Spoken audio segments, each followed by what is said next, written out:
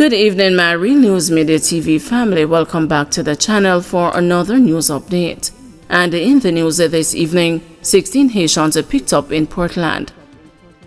16 Haitians were picked up in the Anchovy Gardens area of Port Antonio on Wednesday morning in a vehicle that reportedly developed mechanical problems. It is understood that the vehicle was taking the Haitians to Montego Bay when it developed issues. Residents in the area reportedly went to the driver's assistance, but he was allegedly cautious about the level of assistance, and individuals called the police. The driver and the Haitians were subsequently taken to the Port Antonio police station. A car that was supposedly piloting the vehicle is being sought. On Monday, 8 male Haitians were picked up in Hector's River, also in Portland, and the boat they came in was reportedly destroyed. It was suspected that more of the Haitians came on the vessel. Some 24 Haitians have been picked up in the parish since the start of this week. Gleaner journalist Job Nelson killed in gun attack. The RJR Gleaner Communications Group is in mourning following the killing of journalist Job Nelson. Nelson, 53, of New Harbor Village in Old Harbor, St. Catherine, was attacked by gunmen while traveling along Spanish Town Road in Kingston last night. It is reported that he stopped at the stoplight in the vicinity of St. Andrew Technical High School and was fired on by gunmen. He was shot in the chest. Nelson crashed his vehicle into a utility pole while attempting to take himself to hospital. He was subsequently assisted to the Kingston Public Hospital by passers-by. He died while undergoing treatment. This is a tough one to process. Many of us saw and spoke with him yesterday. Job knew his sport and in that regard was dedicated, diligent and reliable, giving significant support, particularly across the Gleaner and the Star publications, as well as our online spaces, said Editor-in-Chief Moya Thomas. Police sergeant dies while on duty. A police sergeant died Tuesday morning after falling ill while he was on duty at the Halfway Tree Police Station lockup in St. Andrew. He has been identified as Sergeant Christopher Gordon. Reports are that Gordon was found unresponsive and rushed to hospital where he was pronounced dead. A representative from the Jamaica Constabulary Forces Corporate Communications Unit confirmed the sergeant's death. We understand that he fell ill while at the Halfway Tree Police Station and he was taken to the KPH where he was later pronounced dead, the CCU representative said. We are still awaiting details about his death, the representative added. 9 shot, 1 fatally at a bar and lounge on Shortwood Road. 9 people were shot, 1 fatally, when a man opened fire on patrons at a bar and a lounge along Shortwood Road in St. Andrew on Tuesday night. A woman died from her injuries in the attack. It is reported that about 11:30 p.m., patrons were inside the lounge when the man entered and began firing indiscriminately. After the shooting, it was discovered that 9 people, including 4 women, were shot.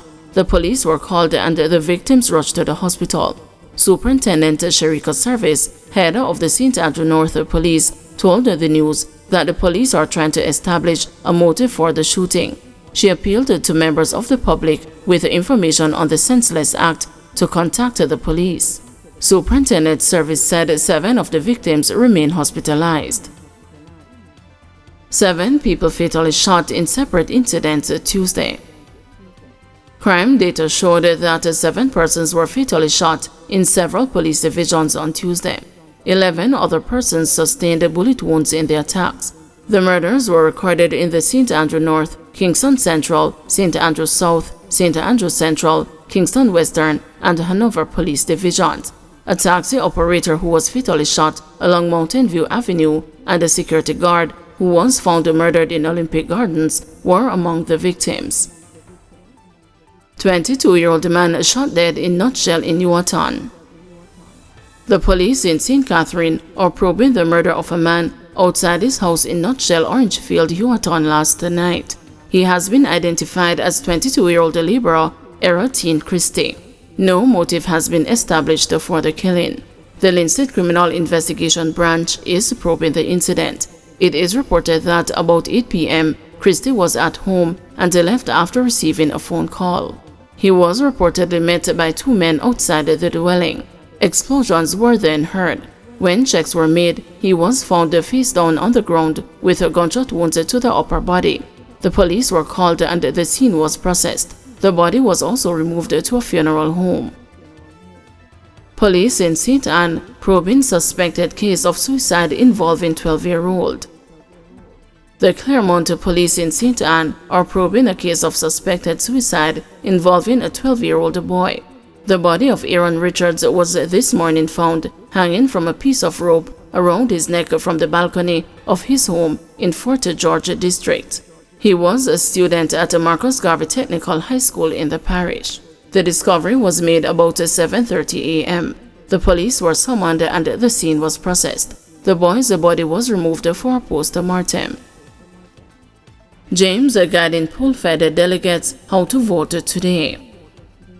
Former Jamaica Police Federation Chairman Corporal Rohan James says he has given instructions and guidance to delegates on who they should vote for in today's election of officers to lead the rank-and-file members of the Jamaica Constabulary Force. I am not able to offer myself, but I will seek to influence the best possible representatives who will take the members' business seriously going forward, James told reporters on the sideline of the 81st Annual Joint Central Conference of the Jamaica Police Federation. When asked, James, who is now in a court battle with the JCF over his interdiction for comments made while serving as the chairman of the federation, did not reveal who he is backing for the chairmanship. One thing to say for sure, I have given strategic guidance as to what it is that should emanate from my interaction and presence, said James. James said he was barred from attending the Jamaica Police Federation's conference now taking place at the Hilton Rose Hall Hotel in Montego Bay, St. James. He told the reporters that he would not allow any member of the JCF or external forces to silence him. No one will be able to muzzle Rohan James. I will not be submissive to the place where the safety and the security of the nation is compromised and for persons who are responsible to not be held accountable for their action and non-action, he argued. When I approached the facility this morning, I reminded the members of the security detail of the hotel that the reservation that was made has nothing to do with the conference and consequently they are not to bring my presence at the hotel in conflict with the happenings of the conference. I had to remind them that they ought not to bring the hotel image into disrepute because there was an attempt to block my presence at the hotel, said the embattled former chairman of the Jamaica Police Federation.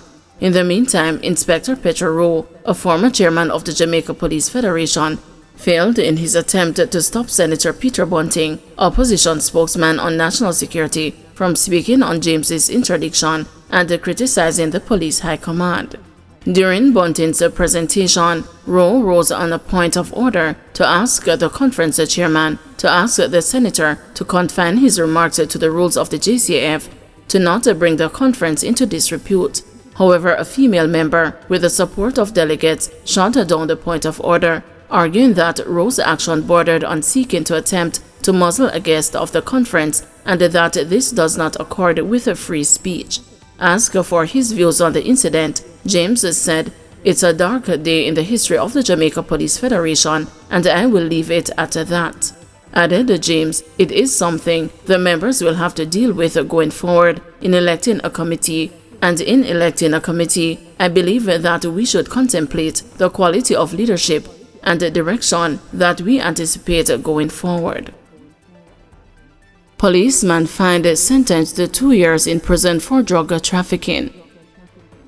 A police corporal who was convicted of drug trafficking before the Manchester Parish Court was on Wednesday sentenced to 2 years in prison and fined $5 million. The court ruled that Corporal Jermaine Powell will have to serve an additional 54 months in prison if he fails to pay the fine. The sentence was handed down today following a lengthy trial. The policeman was fined $1 million or 6 months for the offense of possession of cocaine. He was also fined $1 million or 6 months for dealing in cocaine, $2 million or 6 months in prison for trafficking in cocaine, $1 million for possession of criminal property, and $1 million for the offense of conspiracy. Corporal Powell was also slapped with a mandatory sentence of 26 months in prison. The state also wanted to seize his assets. A request was made by the Asset Recovery Agency for forfeiture under Section 52 on the Proceeds of Crime Act for pecuniary orders to be made. Prosecutors had reported that on Friday, November 9, 2018, about 4:20 p.m., a team of police personnel from the Narcotics Division, assisted by personnel from the Poros Police Station, conducted anti-narcotics operations along the Poros Main Road in Manchester when a white Toyota Probox motorcar driven by Corporal Powell was signaled to stop. He complied, and during a search of the vehicle, more than 5 pounds of cocaine and $1.2 million cash were found concealed between the spare wheel and the body of the vehicle. Corporal Powell was found guilty before the Manchester Parish Court on October 12, 2023.